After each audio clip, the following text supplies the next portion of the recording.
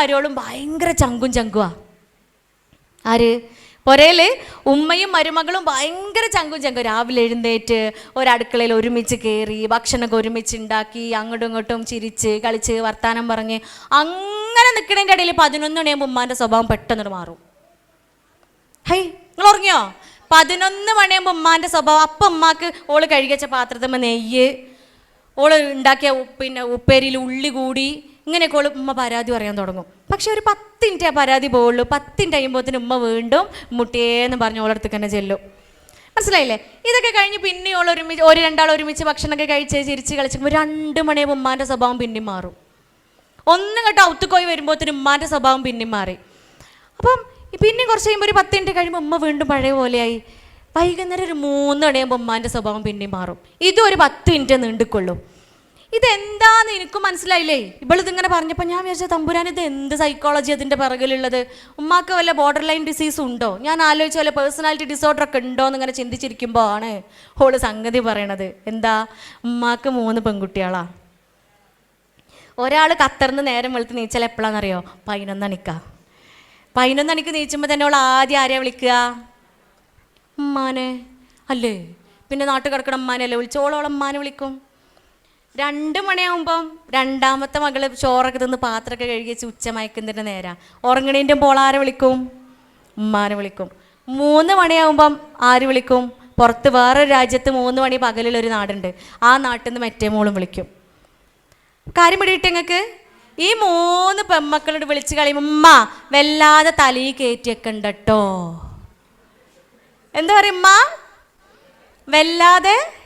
ഇതെങ്ങനെ ഈ തലയിൽ കയറ്റിക്കല്? സത്യമായിട്ട് അറിയിട്ട് ചോദിക്കുക. വല്ലാതെ തലീ കയറ്റിയൊക്കെ ഉണ്ട് കേട്ടോന്ന്. തലീ കയറ്റിച്ച എന്താ പ്രശ്നം? ഓല് സ്നേഹത്തിൽ ചിരിച്ചും കളിച്ചും വർത്താനം പറഞ്ഞു ഓളടുത്ത് കുരുത്തക്കേടൊക്കെ ഉണ്ടാവും ചിലപ്പോൾ. ഉമ്മ വിചാരിച്ച, പക്ഷെ ഉമ്മ അത് പുറത്തു കൊടുക്കാൻ റെഡിയാ.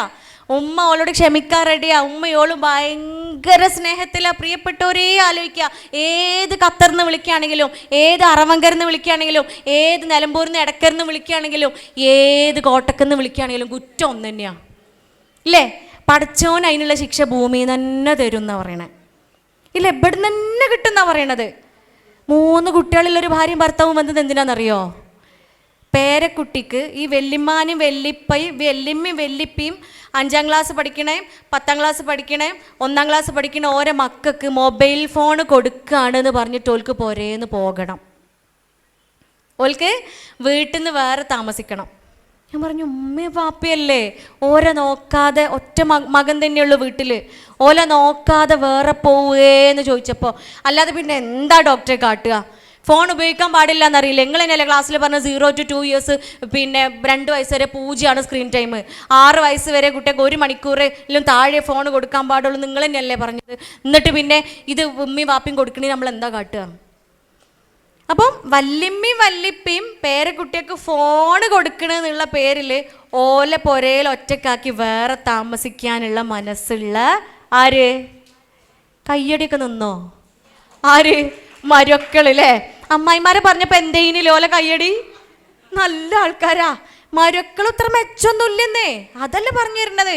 അത്ര കാലം വളർത്തി വലുതാക്കിയ മകനെയും കൊണ്ടങ്ങോട്ട് പോകുക ആരെടുത്തുനിന്ന്? ആ മകനെ പെറ്റ ഉമ്മാൻ്റെ അടുത്തുനിന്നേ, ആ വാപ്പാൻ്റെ അടുത്തുനിന്നേ. പ്രിയപ്പെട്ടവരെ, ആ ഉമ്മാൻ്റെ കാലിൻ്റെ അടിയിലല്ലേ സ്വർഗമുള്ളത്. ആ വാപ്പായൻ്റെ ബർക്കത്താണ് സ്വർഗത്തിൻ്റെ ഏറ്റവും നടുവിലെ കവാടുള്ളത്. നിങ്ങൾ ആലോചിച്ചോക്കെ, ഇമ്മാൻ്റെ കാലിൻ്റെ അടിയിൽ സ്വർഗം, അമ്മാൻ്റെ കാലിൻ്റെ അടിയിൽ സ്വർഗം, അമ്മാൻ്റെ കാലിൻ്റെ അടിയിൽ സ്വർഗം എന്ന് പറഞ്ഞ് നാട്ടിലുള്ള ബാപ്പാരൊക്കെ കൂടെ ദേഷ്യം പിടിച്ചിളകി. ഇതെന്താ അത് ഉമ്മാൻ്റെ കാലിൻ്റെ അടിയിൽ? ഞങ്ങൾക്കൊന്നുമില്ലേ? പണ്ട് ഏതോ ഒരു ക്ലാസ്സിൽ പറഞ്ഞ ഈ പ്രസവത്തിൻ്റെയും ഗർഭത്തിൻ്റെയും ഒക്കെ ബുദ്ധിമുട്ടൊക്കെ പറഞ്ഞ് നമ്മൾ അനുഭവിക്കണമല്ലേ, പറഞ്ഞു പോകൂലേ? ഞാനെങ്കിലും അത് പറയണ്ടേ ഇല്ലേ?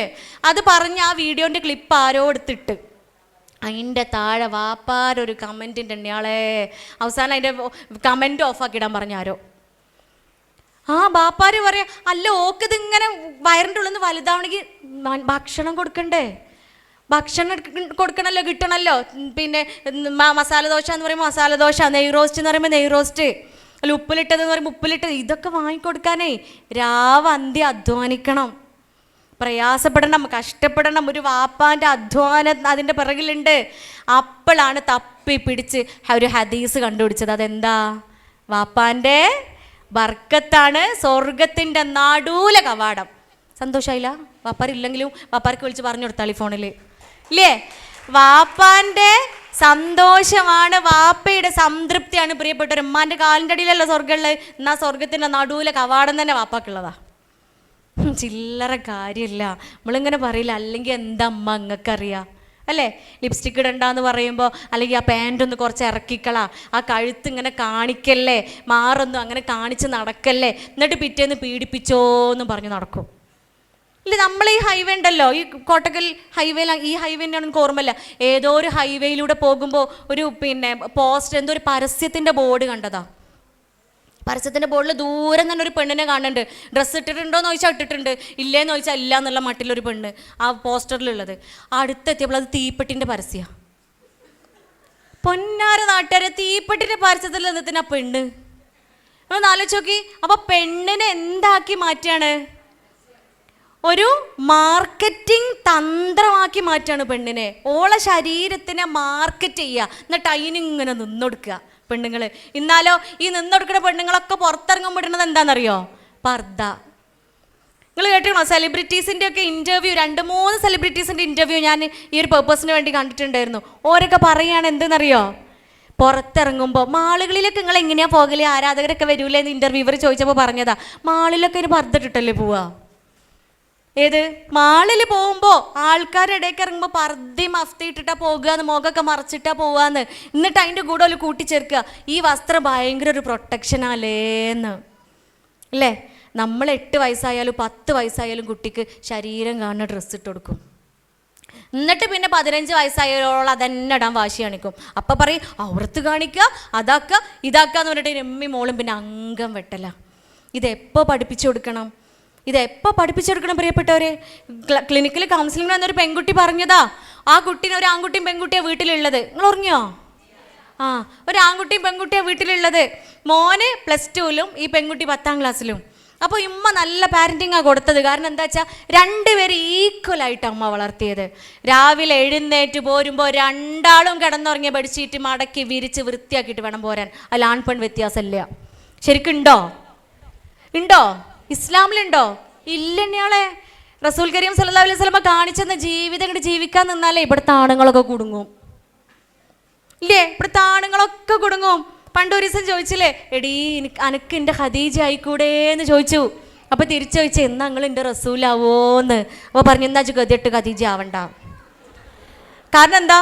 റസൂലാവാൻ കുറച്ച് പണിയല്ലേ. ചെരുപ്പ് ആരെ തേച്ച് മോറി കൊടുത്തീനേ? ഹബീബിന സല്ലല്ലാഹു അലൈഹി വസല്ലമയുടെ ചെരുപ്പ് ആരാ തേച്ച് മോറി കൊടുത്തേ? ഹബീബന്നെയാ ചെയ്തത്. റസൂൽ കരീം സല്ലല്ലാഹു അലൈഹി വസല്ലം ഒറ്റയ്ക്കാണ് ചെയ്തത്. വസ്ത്രം അലക്കിയത് ഒറ്റയ്ക്കായിരുന്നു. അവരുടെ സ്വന്തം കാര്യങ്ങളൊക്കെ ഒറ്റയ്ക്ക് ചെയ്യുമായിരുന്നു. പോരാഞ്ഞിട്ട് അടുക്കളയിൽ കയറി ഭാര്യമാരെ സഹായിക്കാറുണ്ടായിരുന്നു. കുടുങ്ങിയോ? ആര് കുടുങ്ങി? ഇവിടുത്തെ ആണുങ്ങൾ കുടുങ്ങിയില്ലേ? പറഞ്ഞതുപോലെ പ്രിയപ്പെട്ടവർ, നമ്മൾ പൊടുന്നേ പോയി. നമ്മൾ പൊടുന്നേ പോയി. അത് നിങ്ങൾ മറന്നോ? ഓടുന്നിപ്പോൾ നമ്മൾ ഇങ്ങോട്ട് പോയത്? ഒരു ആൺകുട്ടി പെൺകുട്ടി, വെരി ഗുഡ്. അപ്പോൾ ഒരാളെങ്കിലും ശ്രദ്ധിക്കട്ടെ. നിങ്ങളൊക്കെ പിന്നെ കുട്ടിയാ? സീരിയസ്ലി നിങ്ങൾ എൻ്റെ ഒപ്പം ഇങ്ങനെ പോരല്ലേ, ഞാൻ നിൽക്കോടത്ത് നിൽക്കണം. അപ്പോൾ ഈ പെൺകുട്ടിനെ ആൺകുട്ടിനെ ഈക്വലായിട്ടാണ് വളർത്തിയത്. ഈക്വലായിട്ട് നീച്ച് പോരുമ്പോൾ 2ആളും ബെഡ്ഷീറ്റ് വിരിച്ച് വൃത്തിയാക്കിയിട്ട് പോരണം. അവരവരുടെ റൂം അവരവരുടെ വൃത്തിയാക്കണം. ആൺപെണ്ണ് വ്യത്യാസമൊന്നുമില്ല. ഭക്ഷണം കഴിച്ചിട്ട് പോകുന്ന ആ തിന്ന പാത്രം ആൺകുട്ടിയാണെങ്കിലും പെൺകുട്ടിയാണെങ്കിലും കഴുകി വെക്കണം. ഇങ്ങനെ ഈക്വലായിട്ട് വളർത്തി. ഈക്വലായപ്പോഴേ ഉമ്മ കുടുങ്ങിയ അവസാനം. കാരണം എന്താ? ഓം പെരിയുന്ന ട്രൗസറും കുപ്പായം ഇടല്. ഓം പെരിയുന്ന എന്താ ഇടല്? ട്രൗസറും കുപ്പായി, ചെറിയ ബനിയനും ചെറിയ ട്രൗസറില്ലേ, ഇത് ഓക്കും അതന്നെ ഇടണം. കുടുങ്ങിയില്ലേ? 10ാം ക്ലാസ് പഠിക്കണ ഓക്കും ഇതന്നെ ഇട്ടോള് നടക്കാൻ തുടങ്ങി. ഓള് വേറെ വാങ്ങൊന്നുമില്ല, ഓൻ്റെ അൽമാറി പോവും ഇടും. ഇത് ഉമ്മാക്ക് പ്രയാസമായി പോരല്ല. ആര് ബെല്ലടിക്കുമ്പോഴും ഇവളെ ഇക്കോലത്തിലല്ലേ കാണുക. ഉമ്മ പറയാൻ തുടങ്ങി, പൊന്നുമുത്ത ഓനാണല്ലേ എന്ന് പറയണത് ഇവക്ക് പറ്റൂല. എന്തിനാണല്ലേ പറയണേ? അങ്ങനെയല്ലല്ലോ. ആണ് പെണ്ണൊക്കെ ഒരുപോലെ അല്ലേ എന്നാണ്. പ്രിയപ്പെട്ട മക്കളുണ്ടെങ്കിൽ മക്കളും കൂടെ കേൾക്കട്ടെ, നിങ്ങളെ കുറ്റപ്പെടുത്തല്ല. എല്ലാവരോടും പറയാനുള്ളത്, ആണല്ലേ എന്ന് ചോദിക്കണത് ഒക്കെ ഇഷ്ടമില്ല. അപ്പം ഉമ്മ പറയും, ഔറത്ത് മറക്കണ്ടേ, മുഖവും മുൻകൈയും ഒഴികളുടെ ബാക്കി ഭാഗങ്ങളൊക്കെ ഔറത്തല്ലേ. അപ്പം പിന്നെ ഒക്കെ സംശയമായി, ഇതെന്തൊരു ഇസ്ലാമാ അത്? പെണ്ണുങ്ങൾ എങ്ങനെ കൂട്ടിലിട്ട് നടക്കുക, ഇതെന്തത് ഇങ്ങനെ മറച്ച് നടക്കണം ഇല്ലേ? നിങ്ങൾ തന്നെ ആലോചിച്ച് നോക്കി. ഇതിൻ്റെ ഉള്ളിലുള്ള മുടി ഇല്ല എല്ലാവർക്കും. എന്ത് ഭംഗിയുള്ള മുടിയല്ലേ, നല്ല അതൊക്കെ ഇങ്ങോട്ട് അഴിച്ചിങ്ങനെ നല്ല ചീകി നല്ല പറപ്പിച്ചിങ്ങനെ ഇട്ട് അതിൻ്റെ ഒരു ഭംഗി എത്രയാ, അത് കെട്ടി പൂട്ടി അതിൻ്റെ ഉള്ളിൽ വെക്കണം. ശരീരത്തിൻ്റെ ഒരു ഭാഗവും കാണാൻ പാടില്ല. ഈ ഒരു കുഞ്ഞി കയ്യും ഈ ഒരു മുഖം മാത്രമേ കാണാൻ പാടുള്ളൂ, ബാക്കി ഒരു ഭാഗവും കാണിക്കാൻ പാടില്ല. ഇതെന്തൊരു ഇസ്ലാമാ? പെണ്ണിനെ അടിമകളാക്കുകയാണോന്ന് കുട്ടികളുടെ ഉള്ളിൽ ഇങ്ങനെ ചോദിക്കുമ്പോഴാണ് നിങ്ങൾ തുടങ്ങിയോ? ചോദിക്കുമ്പോഴാണ് ബയോളജി പറയണത്, സയൻസ് പറയണത്, ശാസ്ത്രം പറയണത് എന്ത്? അത് പറഞ്ഞു കൊടുക്കാൻ ഉമ്മാക്ക് അറിയില്ല. ഇനി അത് പറഞ്ഞു കൊടുക്കാൻ ക്ലിനിക്ക് കൊണ്ടുവന്ന് ക്ലിനിക്കിൽ എത്തിയപ്പോൾ ഓൾ എന്നോട് ചോദിച്ചു, ഡോക്ടറെ എന്താ പ്രശ്നം? ഞാൻ ട്രൗസർ ഇടുന്നതിന് എന്താ പ്രശ്നം? ഓന് ട്രൗസർ ഇടണം, ഞാനും ട്രൗസർ ഇടണേ. ഓൻ്റെ ട്രൗസറിൻ്റെ ഉള്ളിൽ കൂടെ കാണുന്നതും കാല്, എൻ്റെ ട്രൗസറിൻ്റെ ഉള്ളിൽ കൂടെ കാണുന്നതും കാല്. ഓൻ്റെ കാലുമ കുറച്ച് രോമുണ്ട്, എൻ്റെ കാലുമ രോമല്ല. ഓൻ്റെ കാല് കുറച്ച് കറുത്തിട്ടാണ്, എൻ്റെ കാല് കുറച്ച് വെളുത്തിട്ടാണ്. ഇതല്ലേ വ്യത്യാസമുള്ളൂ എന്ന് ബോൾഡായിട്ട് ഓള് പറഞ്ഞപ്പോഴേ ഒരു കാര്യം പറഞ്ഞു കൊടുക്കാൻ എല്ലാ ഉമ്മമാരും പഠിക്കുക. കാരണം ഈ ചോദ്യം നമ്മളൊക്കെ കേൾക്കണതാ അല്ലേ? ഞാൻ എൻ്റെ ക്ലിനിക്കിലും ആ ഉമ്മാൻ്റെ വീട്ടിലും മാത്രമല്ല കേൾക്കണത്, നമ്മളൊക്കെ കേൾക്കണ ചോദ്യം. ഈ ചോദ്യത്തിൻ്റെ ഉത്തരം എന്താണെന്നറിയോ? ആണുങ്ങൾക്കില്ലേ കാഴ്ചയിലൂടെ, ഒറ്റ കാണലിലൂടെ സെക്ഷൽ അറൗസൽ ഉണ്ടാകും, വൈകാരികമായ ഉത്തേജനം ഉണ്ടാകും, ലൈംഗികമായ ചിന്ത ഉണ്ടാവും. മനസ്സിലാവാത്ത ആരും ഇല്ല എന്ന് വിചാരിക്കണേ അല്ലേ? ലൈംഗികമായ ചിന്ത കാഴ്ചയിലൂടെ ഉണ്ടാവും, പെണ്ണിനുണ്ടാവില്ല. പെണ്ണിന് ഇഷ്ടവും സ്നേഹവും പരിഗണനയും ഒക്കെ കിട്ടിയാലേ, ഇതൊക്കെ കിട്ടിയാലേ പെണ്ണിന് എന്ത് വരുള്ളൂ? ഇഷ്ടവും സ്നേഹമൊക്കെ കിട്ടിയാലേ പെണ്ണിന് ആ ഒരു ചിന്ത, വൈകാരികമായ ചിന്ത ഉള്ളിൽ വരുള്ളൂ. പക്ഷെ ആണിന് അങ്ങനെയല്ല. കണ്ടാൽ മതി, കാഴ്ചയിൽ നിന്ന് തന്നെ ഈ ഒരു ഫീല്, ഈ ഒരു സെക്ഷൽ അറൗസൽ ഫീല് വരുമെങ്കിൽ കാണിച്ച് നടക്കാൻ പെണ്ണിന് പാടുണ്ടോ? ഇത് ശാസ്ത്രമാണ് പറയണത്, ഇത് ബയോളജിയാണ് പറയണത്, ഇത് സയൻസാണ് പറയണത്. എന്ത്? പെൺകുട്ടികൾ. അതുകൊണ്ടാണ് പെണ്ണ് മറച്ച് നടക്കണം എന്ന് പറയണത്. എക്സ്പോസ് ചെയ്ത് നടക്കരുത്. ഈ എക്സ്പോസ് ചെയ്യുന്നത് കൊണ്ട്, ഈ കാണിച്ച് നടക്കുന്നത് കൊണ്ട് മനുഷ്യന്മാരൊക്കെ അങ്ങോട്ട് നോക്കണോണ്ടാ പരസ്യത്തിൽ പെണ്ണുങ്ങളെ വെക്കണത് ഇല്ലേ? ഈ കണ്ട തീപ്പെട്ടിൻ്റെ പരസ്യത്തിൽ ഒരു പെണ്ണിനെ കൊണ്ടുപോയി വെച്ചത് എന്തിനാ? ഓളെ നിർത്തിയാലല്ലോ ആർക്കണ്ണിയല്ലോ തീപ്പെട്ടി കണ്ട്. എന്ത് രസമുള്ള തീപ്പെട്ടി ബോക്സ് എന്ന് പറഞ്ഞാൽ ആരെങ്കിലും നോക്കുമോ? ആരും നോക്കൂല. പക്ഷെ അതിൻ്റെ അപ്പുറത്തുള്ള ഓളെ നോക്കും. അപ്പം നോക്കിക്കോളി എല്ലാവരും എന്ന് പറഞ്ഞ് റോട്ടിൽ കൂടെ ഇങ്ങനെ നടക്കണ്ടെന്നാണ് നമ്മൾ പറഞ്ഞ് പഠിപ്പിച്ചു കൊടുക്കേണ്ടതല്ല, ചെയ്ത് പഠിപ്പിച്ചു കൊടുക്കേണ്ടത്.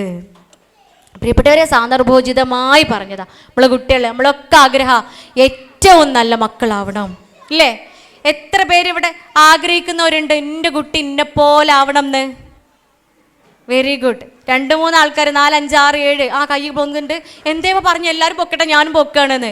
ചോദ്യം കണ്ടിട്ട് പൊക്കിയാൽ മതി. മുമ്പിലൊക്കെ എല്ലാവരും കയ്യൊക്കെ ഇട്ട് ഞാനും പൊക്കട്ടെ എന്ന് പറഞ്ഞാ പൊങ്ങണ്. അതല്ല എണ്ണയാളെ, എത്ര ആൾക്കാർക്ക് എല്ലാവരും കണ്ണാടിൻ്റെ മുമ്പിലല്ലേ? അപ്പം എന്തൊക്കെ ഉണ്ടെന്ന് മനസ്സിലാവുന്നുണ്ടല്ലോ. വിദ്വേഷം, പക, ക്ഷമയില്ലായ്മ. എനിക്ക് തോന്നുന്നു നമ്മളെ നിലമ്പൂരും എടക്കരയും കോട്ടക്കലൊക്കെ ഏകദേശം ഒരുപോലെ തന്നെ കാരം അല്ലേ? പെരിയിൽ ഏറ്റവും ദേഷ്യം ആർക്കാ? പെണ്ണിന്. എന്താ എനിക്കെന്ന് പറയാൻ അത്ര മടി? പെണ്ണിനെന്ന് എവിടെയും തൊടാത്ത കോലത്തിലേ പെണ്ണിനല്ല എനിക്ക് എന്നോട് പറയണം. ആർക്കാ ദേഷ്യം കിട്ടി പെരുവരലിൽ നിന്നിട്ട് കയറൂല്ലേ? എന്നിട്ട് പിന്നെ കള്ളിയങ്കാട്ട് നീലിയായിട്ട് മാറും നമ്മൾ. എന്നിട്ട് കൗൺസിലിങ്ങിന് കൊണ്ടുവരില്ല ആരെയാ? കുട്ടിനെ. കൗൺസിലിങ്ങിന് കുട്ടീനെ കൊണ്ടുവരിക, അതല്ലേ രസം. കൗൺസിലിങ്ങിന് കുട്ടീനെ കൊണ്ടുവന്നങ്ങാണ്ട് പറയും, ഡോക്ടറേ ഇവന് ഭയങ്കര ദേഷ്യമാണ് എന്ന് പറയുമ്പോൾ തന്നെ ഓളെ മുഖം ഇങ്ങോട്ട് ചുമന്നിട്ടുണ്ട്. അവിടെ തന്നെ മനസ്സിലാവും നമുക്ക് ആർക്കാ ദേഷ്യം എന്ന്. ഞാൻ തന്നെ ഒന്ന് വിട്ടുന്നിട്ടാ കേൾക്കല്. തന്നെ നോക്കും, ഡോക്ടറെ ഓക്ക് ഭയങ്കര ദേഷ്യം. 1 രണ്ടാമത്തിനോള് ഫോണ് വലിച്ചെറിയും, 1 രണ്ടാമത്തിനോള് ഡോറ് അമർത്തി അടക്കുന്നു. അപ്പോൾ കഴിഞ്ഞ ആഴ്ച ബാപ്പാൻ്റെ 2 ഫോൺ ആരെ എറിഞ്ഞ് പൊട്ടിച്ച് ചോദിക്കാം, അത് ഞാനാന്ന് പറയും. ഇതെപ്പോഴാണ് പുറത്ത് വരികയെന്നറിയും? കുട്ടികളെ ഉള്ളിൽ കയറ്റുമല്ലോ. ഉമ്മാനും പാപ്പാനൊക്കെ ആദ്യം കയറ്റി കഥയൊക്കെ കേട്ടാൽ ഓലെ പുറത്താക്കി, പിന്നെയല്ലേ കഥകളുടെ നിജസ്ഥിതി മനസ്സിലാവുക. ഈ മക്കൾ ഉള്ളിൽ കയറി കണ്ട് പറയും, ഡോക്ടറെ ഞാൻ 1 ഫോണല്ലേ എറിഞ്ഞിട്ടുള്ളൂ, ഉമ്മ വാപ്പാൻ്റെ 4 ഫോൺ എറിഞ്ഞ് പൊട്ടിച്ചിക്കണം, വാപ്പ പെരയിലുള്ള 5 ക്രോക്കറി സെറ്റ് എറിഞ്ഞ് പൊട്ടിച്ചിക്കണം. ആർക്കേ ദേഷ്യം? ചിന്തിക്കണം. ഞാനും നിങ്ങളൊക്കെ ചിന്തിക്കേണ്ട വിഷയമാണ്. ഈ കുട്ടികൾ പള്ളൻ്റെ ഉള്ളിൽ നിന്നിട്ട് പുറത്ത് വരുമ്പോൾ തന്നെ ശീലങ്ങളൊക്കെ പഠിച്ചിട്ടല്ല വരണേ. പഠിച്ചവൻ അതൊന്നും പഠിപ്പിച്ചെടുക്കില്ല. ശാസ്ത്രം പറയണത് അത് നമ്മളത് കണ്ടാ പഠിക്കണേ. ഉമ്മ എങ്ങനെയാ, ഉപ്പ എങ്ങനെയാ, അത് കണ്ടാണ് ഈ മക്കൾ പഠിക്കുന്നേ. മുൻകോപിയായ ഉപ്പയ്ക്ക്, മുൻകോപിയായ ഉമ്മയ്ക്ക് മുൻകോപിയായ കുട്ടി ഉണ്ടാവുള്ളൂ. എന്നിട്ട് അതിന് ന്യായീകരണം പറയില്ല. എന്താണെന്നറിയോ ന്യായീകരണം പറയില്ലേ? അത് ആ സന്ദർഭം തന്നെ വിവരിച്ചിട്ട് പറയാം. ഒരു ഭാര്യയും ഭർത്താവും വന്ന് ഈ മകൾക്ക് കഠിനമായ ബോർഡർ ലൈൻ പേഴ്സണാലിറ്റി ഡിസോർഡർ ആയിട്ടാണ് വരുന്നത്. അപ്പോൾ ഈ ഡിസോർഡർ ഉണ്ടാവാൻ കാരണം ചൈൽഡ്ഹുഡിൽ, കുട്ടിക്കാലത്ത് ഉണ്ടായ ഉമ്മാൻ്റെ ഇപ്പാൻ്റെ ഇടയിലുള്ള പ്രശ്നങ്ങളാണ്. അപ്പോൾ ഈ മോള് പറഞ്ഞു, നിരന്തരം വാപ്പ ഉമ്മാനെ അടിക്കുമായിരുന്നു എന്ന്. നിരന്തരം വാപ്പ ഉമ്മാനെ അടിക്കുമായിരുന്നു. അപ്പോൾ ഉമ്മാനെയും വാപ്പാനെ വിളിപ്പിച്ച് കുട്ടിക്ക് കൺസൾട്ടേഷനെ കൊടുത്ത് പുറത്തിറക്കിയിട്ട് ഉമ്മാനെയും വാപ്പാനെ വിളിച്ചിട്ട് ഉമ്മാനോട് ചോദിച്ചു, നിങ്ങളെ കുടുംബം അത്ര സുഖമില്ലാന്ന് തോന്നണൂല്ലേ, നിങ്ങളെ മൂപ്പർ എപ്പോഴും അടിക്കലുണ്ടല്ലേ എന്ന്. അപ്പം മൂപ്പരെ മേത്തന്നെ ഒരു അടി എടുത്തുകാണ്ട് ഓള് പറയാം, അത് പിന്നെ ഡോക്ടറെ, മൂപ്പര് നല്ല മനുഷ്യനൊക്കെ തന്നെയാ, ദേഷ്യം വരുമ്പോഴേ അടിക്കലുള്ളൂ എന്ന്. ഞാൻ ആലോചിക്ക, തമ്പുരാനെ, ഇന്നെപ്പോലത്തെ ഒരു പെണ്ണ്, ഒരു മജ്ജയും മാംസയും ചിന്തയും വികാര വിചാരങ്ങളൊക്കെ ഉള്ളൊരു പെണ്ണ് ഭർത്താവിൻ്റെ അടുത്ത് നിന്ന് അടി കിട്ടുന്നതിനെ എത്ര മനോഹരമായിട്ടാണ് ന്യായീകരിക്കണത്. നിങ്ങൾ ആലോചിച്ച് നോക്കി, മൂപ്പര് നല്ല മനുഷ്യനാ, ദേഷ്യം വരുമ്പോൾ മാത്രമേ അടിക്കുള്ളൂ. അങ്ങനെ ഒരു നല്ല മനുഷ്യൻ ഈ ഭൂലോകത്തുണ്ടോ? അടി കിട്ടുന്ന പെണ്ണുങ്ങളുണ്ടെങ്കിൽ ചിന്തിച്ചോളി, അങ്ങനൊരു നല്ല മനുഷ്യനില്ല കേട്ടോ. അങ്ങനൊരു നല്ല മനുഷ്യനില്ല. ദേഷ്യം വരുമ്പോൾ ഭാര്യയെ അടിക്കുന്നൊരു നല്ല മനുഷ്യനില്ല. എൻ്റെ വണ്ടി പുറത്തുണ്ട്, താക്കോലും ഇവിടെ ഉണ്ട്, എനിക്ക് ഇവിടുന്ന് പോണട്ടാ, എനിക്കിവിടുന്ന് പോണേ. അങ്ങനെ ഒരു നല്ല മനുഷ്യനില്ലാന്ന് ഏത് ക്യാമറൻ്റെ മുമ്പിലും എത്ര മനുഷ്യന്മാരുടെ മുമ്പിലും നമുക്ക് പറയാൻ പറ്റും. അടിക്കലല്ല, അടിച്ചിട്ട് ആരെയുണ്ടല്ലേ നന്നാക്കാൻ പറ്റുക? അടിച്ചിട്ട് ആരെങ്കിലും നന്നാവോ? നമ്മളെ കുട്ടികൾ വരെ അടിച്ചാൽ നന്നാവില്ല. എന്നിട്ട് അപ്പോൾ നമ്മളെന്താണ്? അടിക്കരുത്. അല്ലാണ്ട് റസൂൽ കരീം സല്ലല്ലാഹു അലൈഹി വസല്ലമ ഒരിക്കൽ പോലും ഒരു മനുഷ്യനെ അടിച്ചിട്ടില്ല എന്ന്. എന്നിട്ടല്ലേ ഭാര്യമാരെ എന്തോരം സ്നേഹിക്കണം ഭാര്യമാരെന്നറിയോ? നിങ്ങൾ ചിന്തിച്ചു നോക്കി. പടച്ചോണ്ട് റസൂലിൻ്റെ വഫാത്തിൻ്റെ സമയം, മരണത്തിൻ്റെ സമയം നമ്മൾ മറക്കാൻ പാടില്ല. എല്ലാവരും ഓർക്കണം, 2 സ്ഥലങ്ങളുണ്ടായിരുന്നു മരണപ്പെടാൻ വേണ്ടിയിട്ട്, ഇല്ലേ? 2 സ്ഥലങ്ങളുണ്ടായിരുന്നു. ഒന്ന് ഏതാ? അല്ലാണ്ട് റസൂലിൻ്റെ പള്ളിയാ, അല്ലേ? മസ്ജിദുൻ നബവിയാണ്. റസൂലിൻ്റെ പേരിൽ നിർമ്മിക്കപ്പെട്ട പള്ളിയാണത്. മസ്ജിദുൻ നബവി ഒന്ന് വീടും, റസൂലിൻ്റെ വീടും സല്ലല്ലാഹു അലൈഹി വസല്ലം. എന്നിട്ട് മരിക്കാൻ വേണ്ടിയിട്ട് നിങ്ങൾ ആലോചിച്ച് നോക്കി, ഏറ്റവും ശ്രേഷ്ഠമായ പള്ളിയാണ്. ആ പള്ളിയിൽ ഒരു നേരത്തെ നമസ്കാരത്തിന് 1000 ഇരട്ടി കൂലിയാ. നിങ്ങൾക്കൊക്കെ ഇവിടെ ഇല്ലേ? 1000 ഇരട്ടി കൂലിയുള്ള പള്ളിയാ. ഈ പള്ളി, വീട്ടിൽ നിന്നും ഈ പള്ളിയിലേക്ക് കിലോമീറ്ററുകൾ ദൂരമൊന്നുമില്ല. 5-6 കിലോമീറ്റർ ദൂരമില്ല, 1/2 കിലോമീറ്റർ ദൂരമില്ല, ഒരൊറ്റ കാലിൻ്റെ ദൂരേ ഉള്ളൂ, ഒരൊറ്റ അടി വെക്കേണ്ട ദൂരേ ഉള്ളൂ പള്ളിക്ക്. എന്നിട്ടും മരിക്കാൻ ഹബീബായ സല്ലല്ലാഹു അലൈഹി വസല്ലമ തിരഞ്ഞെടുത്തത് എവിടെയാ പ്രിയപ്പെട്ടവരെ? പൊരയല്ലേ. ആ പൊര തിരഞ്ഞെടുക്കാൻ കാരണം എന്താ? അവിടെയാണ് ഹബീബിൻ്റെ പ്രിയപ്പെട്ടവള്, നമ്മളെയൊക്കെ ഉമ്മ ബീവി ആയിഷ റളിയല്ലാഹു അൻഹ ഉള്ളത്. അതാണ് കാരണം. ആ തിരുമടിയിൽ കിടന്നിട്ട് പ്രവാചകർ കരീം സല്ലല്ലാഹു അലൈഹി വസല്ലം ആ മടിയിൽ കിടന്ന് ആ ചൂട് പറ്റി, ആ ലാളനയേറ്റ്, ആ കവിളത്തും ചുണ്ടത്തും ഉമ്മ കൊടുത്തിട്ടാ മരണപ്പെടുന്നത്. നിങ്ങൾ ആലോചിച്ച് നോക്കി. അതിൻ്റെ പേരാ സ്നേഹം എന്ന്. അതിൻ്റെ പേരാണ് സ്നേഹം. ആ റസൂൽ കരീം സല്ലല്ലാഹു അലൈഹി വസല്ലമ കാണിച്ചു തന്ന ദാമ്പത്യ ജീവിതമുണ്ട്, മനോഹരമായ ദാമ്പത്യ ജീവിതം. ആ റസൂലിൻ്റെ വക്താക്കളായ നമ്മളുണ്ടല്ലോ, അനുയായികളായ നമ്മളില്ലേ, നാവുകൊണ്ട് തമാശക്ക് പോലും പറയരുത് വിവാഹം പ്രയാസാണെന്ന്. തമാശക്ക് പോലും പറയരുത് വിവാഹം പ്രയാസാണെന്ന്. എപ്പോഴാ അത് പ്രയാസാവുക? എപ്പോഴാ പ്രയാസാവുക?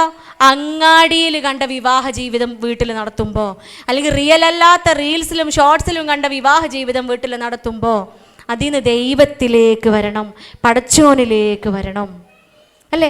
ഈ ഒരു മാതൃക വീട്ടിൽ കാണിച്ചു കൊടുക്കണമെങ്കിലേ മുൻകോപം ഉണ്ടായാൽ നടക്കൂല, ദേഷ്യം ഉണ്ടായാൽ നടക്കൂല. ദേഷ്യം ഇങ്ങോട്ട് വരുമ്പോഴത്തേന് എന്നിട്ട് മൂപ്പരോട് അടിച്ചില്ലേന്ന് ചോദിച്ചപ്പോൾ മൂപ്പര് കൊടുത്ത മറുപടി എന്താണെന്നറിയോ? അതതിനെ എൻ്റെ വാപ്പിയും വല്യാപ്പൊക്കെ എങ്ങനെയാണെന്ന്.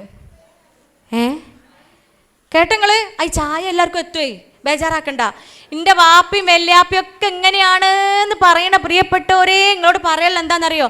മരിച്ച് മണ്ണടിഞ്ഞ് പോയ അമ്മാനും ബാപ്പാനും വെറുതെ കുറ്റം പറയണ്ട.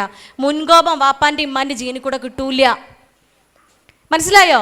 2 അടി ഇങ്ങോട്ട് കൊടുത്തുകൊണ്ട് പറയാം, എടി എൻ്റെ വാപ്പ ഇങ്ങനെയാട്ടോ എന്ന് ഓളോടെ. അല്ലെങ്കിൽ ദേഷ്യം പിടിച്ച് പാത്രം മറിച്ച് വലിയ കുട്ടീനെ ഉമ്മാര് പിന്നെ തല്ലലും മൂപ്പര് തിരിച്ചെല്ലാം വയ്യല്ലോ. ഇതെവിടെയാ തീർക്കുക? എത്ര തച്ചാലും ഉമ്മാന്ന് പറഞ്ഞ് കരയണ പാവങ്ങളില്ലേ, അല്ലെ? എത്ര ആലോചിച്ചൊക്കെ അതിൻ്റെ ഒരു സൈക്കോളജി ഞാൻ എപ്പോഴും ആലോചിക്കലുണ്ട്.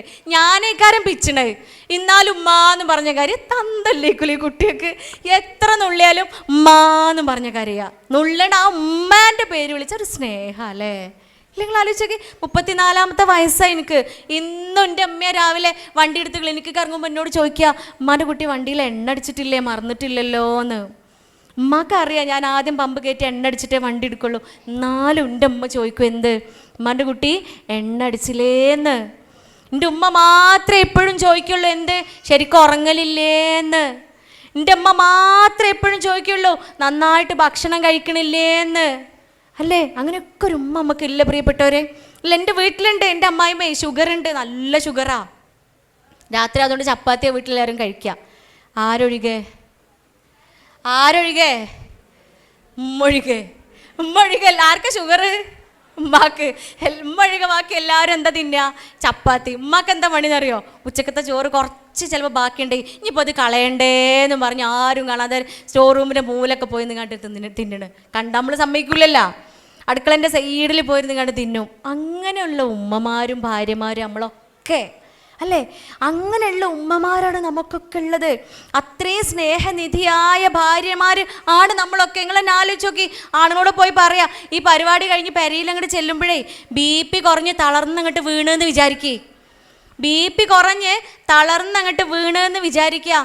മലവും മൂത്രവും പോയി ആകെ അതിൽ കുളിച്ച് കിടക്കണ ആ ഭർത്താവിനെ ഒരറപ്പും ഇല്ലാണ്ട് വാരിക്കോരിക്കൊണ്ടേ ക്ലീൻ ചെയ്യാൻ വരെ രണ്ട് മനുഷ്യന്മാരാ. ഒന്ന് ഉമ്മയും ബാപ്പയും, രണ്ടാമത്തതാരാ?